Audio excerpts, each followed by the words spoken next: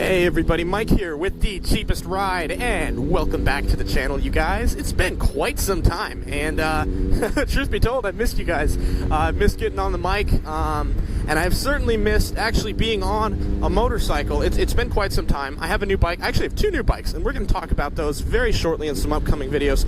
But today is reserved for two things. One, welcome to the first official cheapest ride vlog. Hopefully you enjoy this medium of content. It's certainly changed for me, but I think I'm getting into the swing of it, getting used to putting on some sort of announcer voice and giving you some good information while we have some fun on the roads here.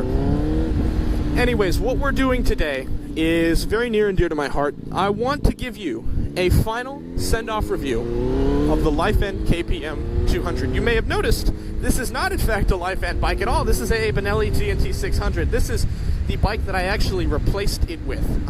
I did sell my Lifan, and I want to talk about why, because I don't know, I think to me it looks weird for someone myself I feel like a lot of people kind of saw me as the cheerleader for these Lifan bikes. I mean, I got an exhaust manufactured, started selling it.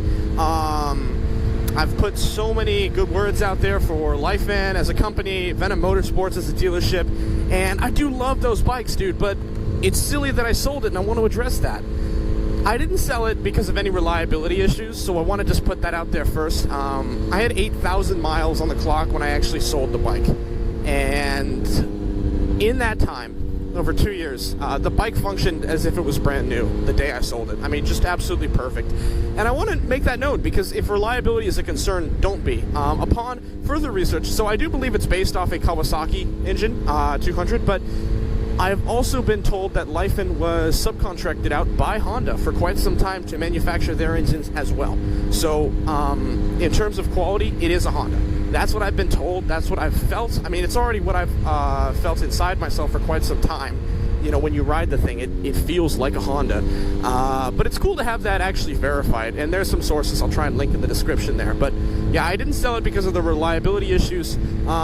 If you can guess why I sold my 18 horsepower bike, it did in fact have something to do with the 18 horsepower that was on it.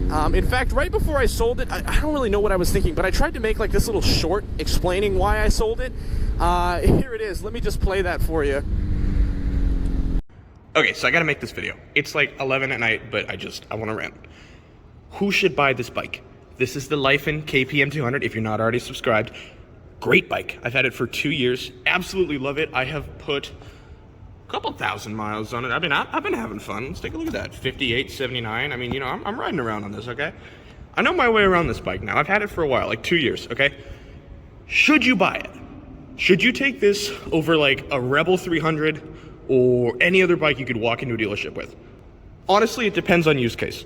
If you're looking to get this bike because you want a cheap motor transit, you're interested in motorcycles, and you want to test the waters, absolutely. It's $3,000. That is a total steal. I think now you can get them for like $32.99, and you get like a 2-year warranty and everything. I mean, it's great for the bike. The thing is awesome. I absolutely love this thing. However, that engine has no power. It's fun. And you know, if I was riding like a Grom or something, this is a huge step up. It is much faster than a Grom. That being said, I'm a 240-pound guy. This is a 290-pound bike. Together, 19 horsepower is not enough. And I have fun with the thing. But to be completely frank, I'm trying to use this as a commuter bike to get on the highway. If I stayed just in the city, this would be fine.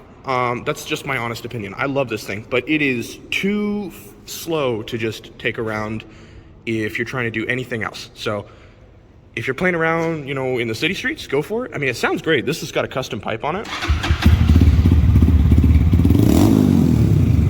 I love that. I mean, it sounds awesome. I just wish it had the power to back it up. This thing is less than 20 horsepower. It's a better Grom. I stand by that. If you're looking at this in a Grom, get this. You will like it more than the Grom. It will be faster. It is just as reliable. But I would not rely on it if you're trying to do major highway travels. I've got a 70-mile commute that I make every week, and I'm gonna be honest, I'm getting a little sick of doing it on this bike. I have to damn near redline it to cruise at 70. That was fun once. I'm sick of that now. So I like the bike. I'm gonna be keeping it for a while, but I'm starting to wonder, maybe I should sell it. Anyways, let me know what you guys think in the comments, and we'll figure it out. Thanks for subscribing so far. If you guys have any other questions, just shoot me down below. But yeah, man, it really came down to just top-end speed. Around town, it was perfect, but my commute changed. I went from... I transferred universities. Woo me. This is a lot nicer now. I'm at Oregon State, so go Beavs. But when I transferred, dude, I went from a 12-mile commute on, like, pretty much city surface streets doing like 45, 50 miles an hour to a sustained 60 to 65 miles an hour commute on a 75-mile journey through country back roads. I live in Beaverton, Oregon, and I was commuting to Corvallis pretty much 2 or 3 times a week. That's about 80 miles via the interstate here. And, we talk in videos about how these bikes aren't amazing highway machines. Never is that clearer than when you're trying to ride one for hours on end, or in this case about an hour and a half on the interstate. It just couldn't do it. And it sucked because I didn't want to sell it. It was such a fun bike in the city, and by the time I actually so the reason I started doing things to it, like the exhaust, like the windscreen, primarily, you guys, it was because I needed the power. Behind the scenes, I was doing that not because it sounded cool. Believe me, it did. But I was really trying to scrounge every little horsepower out of that bike because I didn't want to sell it. I loved the seating position. I loved how fun it was around town. Even up to like 45, it was pretty peppy, as you fellow Lifan owners probably already know. But yeah, you're asking a bike with less CCs than like a sit-down lawnmower to take my 240-pound ass up and down stretches of highway where people are doing 70 to 75 miles an hour. The top speed is rated at 75. So, as you can imagine, you were sitting at redline, dude, and it just didn't feel good, And mechanical sympathy takes over, takes over after a while. You feel bad for abusing the bike like that. It took it fine, and I checked the valves; they were within spec, but it definitely rubbed me the wrong way, right? So I ended up trying to go for what I thought was a more reasonable decision, and stupidly convinced myself to get the 600 that you're seeing me on right now. And I gotta admit, this thing definitely has the pull for the highway. But here's the funny thing that I discovered, is that this is no better than an actual 250, 300cc bike on the highway, because the revs are a lot lower. This is a high revving bike. It revs to 11.5, but the limiter doesn't even kick in until like 12.5. But here's the thing about that, you guys, is the wind still sucks just as much, and just because you can power through it doesn't make it any better.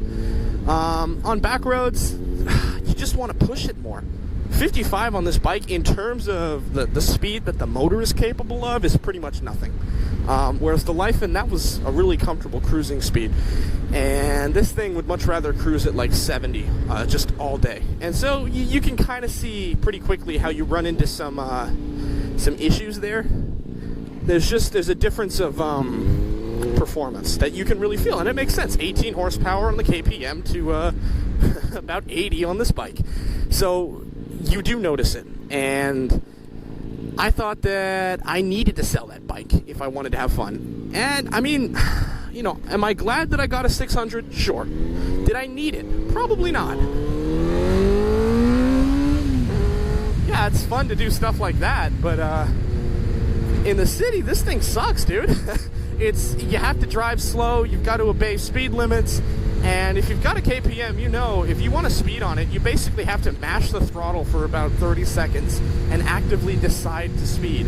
On this bike, speeding is a byproduct. Like you just want to use the throttle. And so you use a little bit, and you're going 60. Like, honestly, you can't do pulls in the city, and it kind of sucks. Like, that's, especially if you go on group rides, right? Everyone wants to do these crazy pulls because I hang out with a bunch of 600 squids, and, you're basically walking this line where you're either engaging in illegal activity and worried that you're going to get your license taken away at any moment, or you're behaving, but the engine can give way more than you're letting it. And I've tried torquier bikes. I've ridden an R7. Briefly, I owned an MT-07. And, the truth with those bikes, too, is, they're torquey.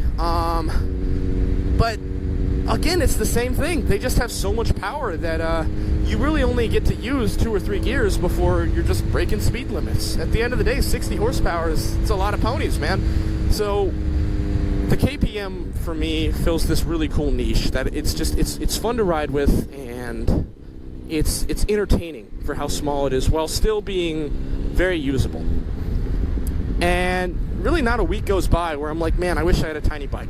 I ended up buying another. I bought an SSR Buccaneer 250. I wanted to buy a Lifan, but the SSR came up and it was a great deal. I got it for like $1,200.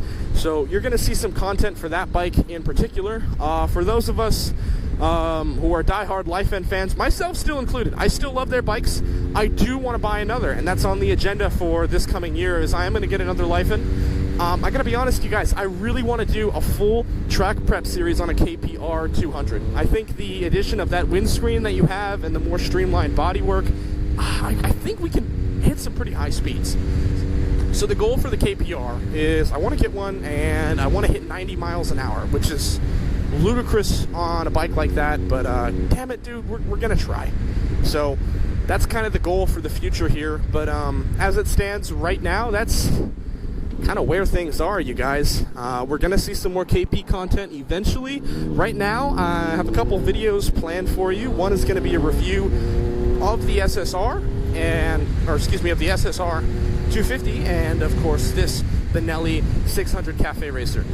Both of which are very fun motorcycles, but you know, very different in their niches. And that's the thing, when you ride a lot of bikes, you kind of realize just how much of a discrepancy there is in the types of bikes available to ride and what you're looking for. I mean, really, it's amazing to me how many options there are today for the style of motorcycle you can ride. And I think if you're looking at the KPM and you're thinking, I think it's time to sell mine, or maybe you want to get one as a beginner, first off, if you're in that position, buy it. Absolutely buy it. I don't regret my decision for a second. But eventually, you will want a bigger bike. That's just kind of the way riding goes. You know, they say it's the N+1 rule for a reason. So when that happens to you, like, let it. Buy another bike, but keep the 200 if you can. If you don't, you'll regret it like me. You'll have a fast bike, but you won't have the bike that you love. So I guess that's all I have to say, you guys. Thanks so much again for the 500 subs. It is just absolutely lovely. You guys inspired me to make content. Hopefully it's getting better, but you know, we're still gonna keep trying. Thanks so much, and yeah, I guess I'll see you guys in the next one. Peace.